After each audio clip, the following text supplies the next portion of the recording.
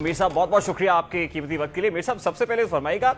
जनवरी 2022 में आपने the Washington post में एक आर्टिकल लिखा और आपने उस अपने आर्टिकल के अंदर ये बता दिया था कि 2022 is going to be a very difficult year for Imran Khan साहब, और यही हो रहा है, बड़ा मुश्किल हो गया है, इससे ज्यादा मुश्किल और क्या होगी। लेकिन इस मुश्किल की जो वजह आपने बताई थी उसका ताल्लुक आलमी मंजरनामे से नहीं था बल्कि हमारी कुछ लोकल चेंजेस से था। वो क्या लोकल चेंजेस हैं जिन्होंने इमरान खान की मुश्किलात में इजाफा कर दिया? जी रेहान साहब, जो 11 जनवरी 2022 को वॉशिंगटन पोस्ट में मेरा आर्टिकल शाया हुआ था, उसमें मैंने वाज़ेह तौर पे लिखा था कि हमें ये पता चल रहा है कि जो फौजी क़यादत है और ख़ास तौर पे जो ISI के नए DG हैं लेफ्टिनेंट जनरल नदीम अहमद अंजुम, वो सियासत में मुदाखलत नहीं कर रहे और मीडिया पर भी नहीं आ रहे। तो मैंने ये लिखा था कि अगर ये बात दुरुस्त है और अगर फौज अब सियासत में मुदाखलत नहीं कर रही तो it's a bad news for Imran Khan, और इमरान खान के लिए तरीके अदम एतमाद का मुकाबला करना बहुत मुश्किल हो जाएगा। इसके अलावा इस कॉलम में मैंने बहुत सी वजूहात लिखी थी जिनका ताल्लुक पाकिस्तान के अंदरूनी हालात से था, जिसमें मैंने ये लिखा था कि उनकी वो पॉपुलैरिटी लूज कर रहे हैं। जो बल्दियाती इंतखाबात हुए उसमें उनको बहुत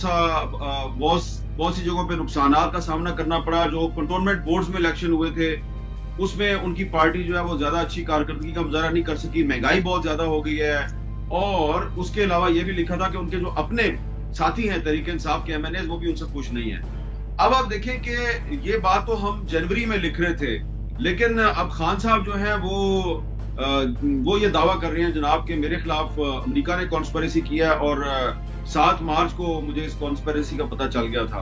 तो ये बड़ी अजीबोगरीब सी बात है कि अगर मुझे जनवरी में पता था कि उनके खिलाफ तहरीक में इत्मीद आ रही है और सारी वजूहात जो है वो मैंने बयान कर दी और ये तक लिख दिया कि 2022 उनके लिए एक नाइटमेयर साबित होने वाला है, तो पता नहीं उनको साजिश के बारे में पता 7 मार्च को क्यों लगा है। और 7 मार्च और उसके बाद फिर वो इतना अरसा खामोश रहे, उन्होंने कोई इस पे एक्शन नहीं लिया, नेशनल सिक्योरिटी कमेटी का इजलास नहीं बुलाया, और उसके बाद अब आके वो 2 दिन पहले उन्होंने फैसला किया कि अब हम नेशनल सिक्योरिटी कमेटी में जाएंगे। तो ऐसा लग रहा है कि जो बात मुझे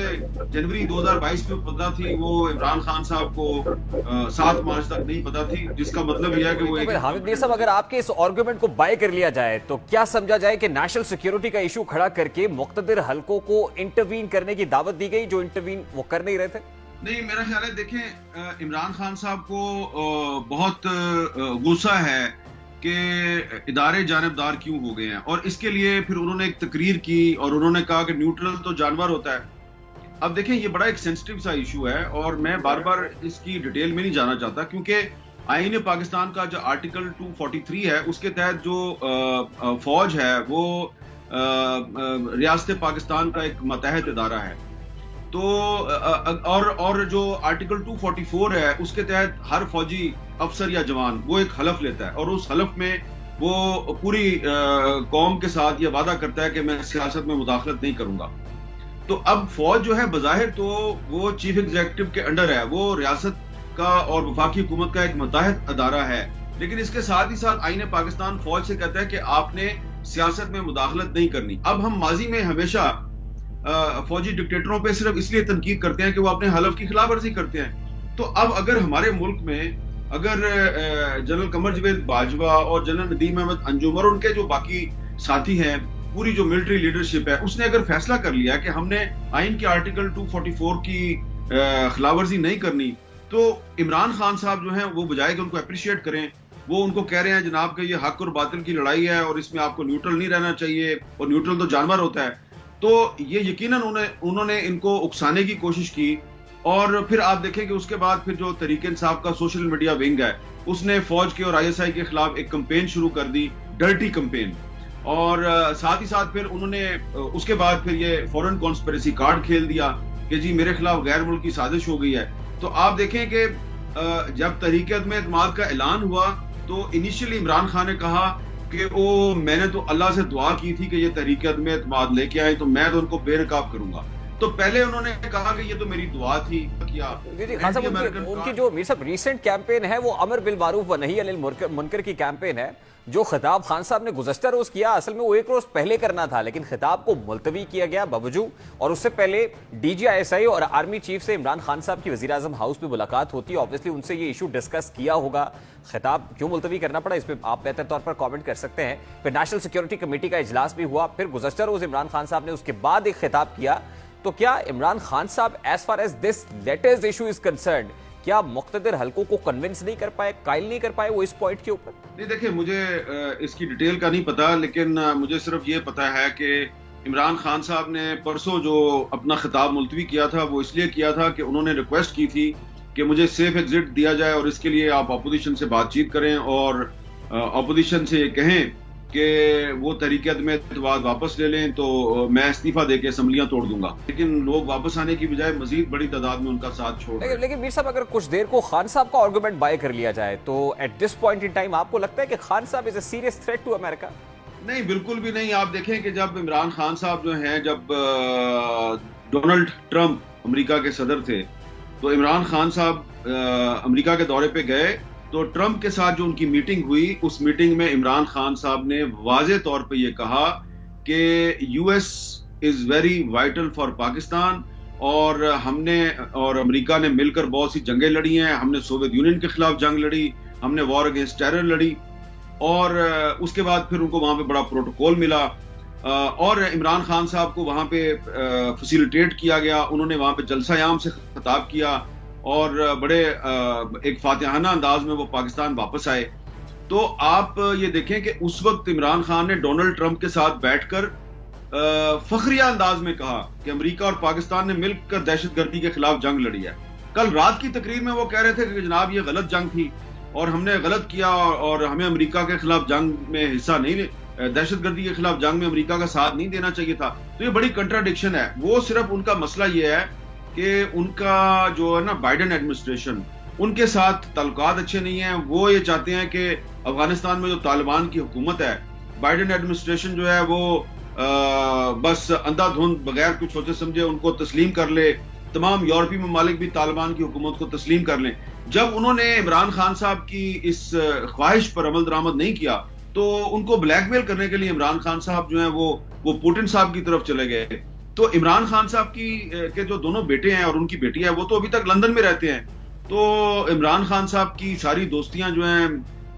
وہ ویسٹ میں ہیں اور ان کا جو پی ٹی آئی کی جو فنڈنگ ہے وہ زیادہ تر امریکہ سے. نیریٹو عمران خان صاحب کی طرف سے بلڈ کرنے کی کوشش تو کی گئی ہے اور وہ اینٹی امریکہ ہی اس وقت دکھائی دے رہے ہیں. اگر خان صاحب آپ یہ سمجھتے ہیں کہ ان کا انٹرسٹ کچھ اور ہے, نیریٹو کچھ اور بلڈ کر کے عوام کے سامنے رکھا جا رہا ہے, تو ultimately are we heading towards diplomatic crisis? کیا ڈپلومیٹک کرائسس کی صورت ہمیں اس کا نقصان بھگتنا پڑے گا؟ دیکھیں, میں نے تو عمران خان صاحب سے بڑے ادب سے ایک سوال کیا ہے, بڑا سادہ سا سوال ہے کہ آپ کہتے ہیں کہ آپ کو ایک پاکستانی ڈپلومیٹ کی بھجوائی گئی کیبل کے ذریعے 7 مارچ کو پتا چلا کہ آپ کے خلاف امریکہ سازش کر رہا ہے, تو پھر آپ نے 21 مارچ کو امریکی انڈر سیکرٹری آف اسٹیٹ کو اسلام آباد میں جو OIC کانفرنس تھی اس میں دعوت کیوں دی اور آپ کے وزیر خارجہ شاہ محمود قریشی صاحب نے American under secretary of state کے ساتھ تصویریں کھنچوا کر خود اپنے ٹویٹر اکاؤنٹ سے ٹویٹ کیوں کی, امریکہ کا خیر مقدم کیوں کیا اور یہ کیوں لکھا اس ٹویٹ میں کہ پاکستان اور امریکہ کے تعلقات کی 75ویں سالگرہ منائی جائے گی اس سال اور ہم اس میں بھرپور طریقے سے حصہ لیں گے. تو اس کا مطلب ہے کہ 21 اور 22 مارچ تک عمران خان صاحب نے یہ نہیں سوچا تھا کہ ان کے خلاف کوئی غیر ملکی کانسپیریسی ہو گئی ہے. یہ جب 23 مارچ کو جب پریڈ ہو گئی اور OIC کے وزراء خارجہ اسلام آباد سے واپس چلے گئے اور پھر اپوزیشن نے اپنے کارڈ شو کیے اور پھر اس کے بعد انہوں نے دیکھا کہ بلوچستان عوامی پارٹی جو ہے وہ بھی اپوزیشن کے ساتھ مل گئی, MQM بھی اپوزیشن کے ساتھ ملنے والی ہے, تو پھر انہوں نے 27 مارچ کے جلسے میں یہ غیر ملکی سازش کا کارڈ کھیلا. تو یہ بڑا سمپل سا سوال ہے کہ اگر آپ کو 7 مارچ کو پتا چل گیا تھا کہ امریکہ آپ کے خلاف سازش کر رہا ہے تو 21 مارچ کو امریکی نائب وزیر خارجہ اسلام آباد میں OIC کے اجلاس میں کیا کر رہے تھے. اور میرا ایک سوال ہے کہ امریکی اسٹیٹ ڈپارٹمنٹ کا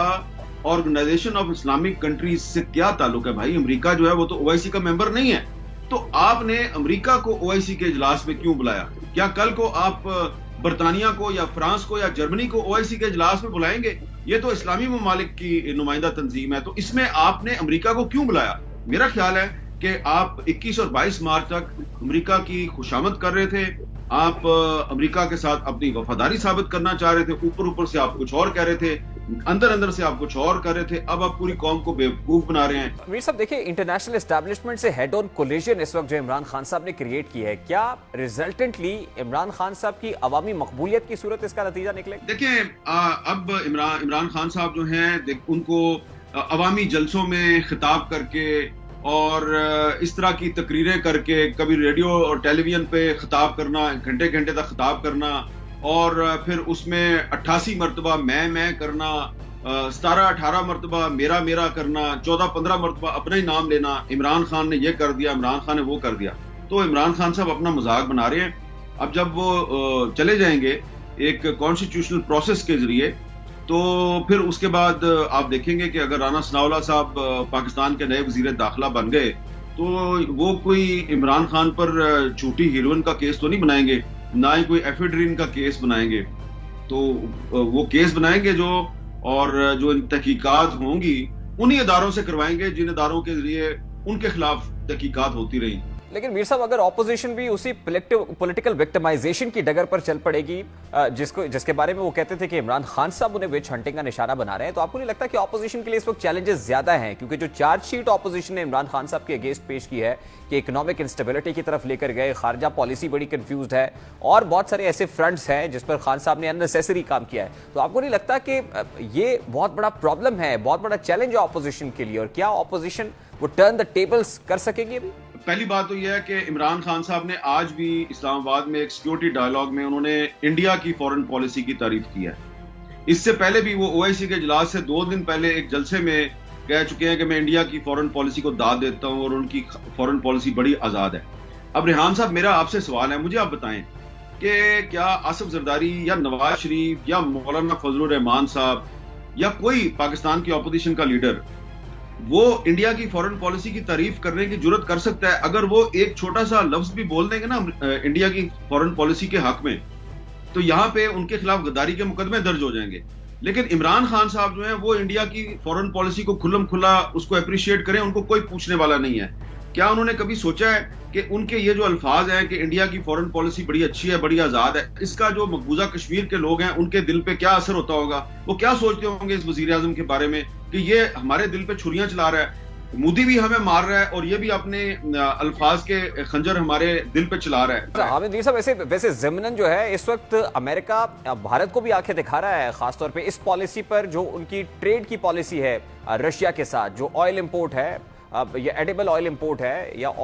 آرمز اینڈ ایمونیشن والا معاملہ ہے، اس کے اوپر کافی کڑے ریزرویشنز کا اظہار کیا امریکہ کی طرف سے۔ ایک طرف خان صاحب جو ہے وہ تعریف تو کر رہے ہیں ان کی فارن پالیسی کی کہ آج بھی انہوں نے کہا کہ انڈیا کو اس لیے کچھ نہیں کہتے کہ وہ ایک آزاد ملک ہے، ان کی فارن پالیسی آزاد ہے، لیکن ہمارے ہاں تو اس تمام تر معاملے کو ووٹ آف نو کانفیڈنس سے جوڑا جا رہا ہے، لیکن وہاں پر بھی صورتحال کچھ مختلف نہیں ہے، ریزرویشنز امریکہ کے بھارت کے ساتھ بھی ہیں۔ امریکہ میں اس وقت سوچا جا رہا ہے کہ امریکہ نے جو روس کے ساتھ کچھ میزائلز کے خریدنے کے بارے میں جو اس نے معاہدہ کیا ہے، تو امریکہ کی طرف سے ہندوستان پر کچھ سینکشنز بھی لگ سکتی ہیں۔ تو یہ جو ہماری جو اپوزیشن ہے وہ جو مرضی کہتی رہے، لیکن عمران خان صاحب تو اپنے آپ کو حب الوطنی اور پیٹریوٹزم کا سب سے بڑا لمبردار سمجھتے ہیں۔ ان کے جو سپورٹرز ہیں جن میں بہت سے ریٹائرڈ جنرلز ہیں، وہ سمجھتے ہیں کہ عمران خان کو یہ رائٹ ہے کہ وہ انڈیا کی تعریف کرے اور کسی کو نہیں ہے۔ دوسری بات یہ ہے کہ کلبھوشن یادیو جو ہے اس کے حق میں اگر نواز شریف یا آصف زرداری صاحب جو ہیں وہ پارلیمنٹ سے لیجسلیشن کرتے تو ان کا کیا حشر ہوتا؟ اگر نواز شریف یا آصف زرداری ایک بھارتی پائلٹ ابھینندن کو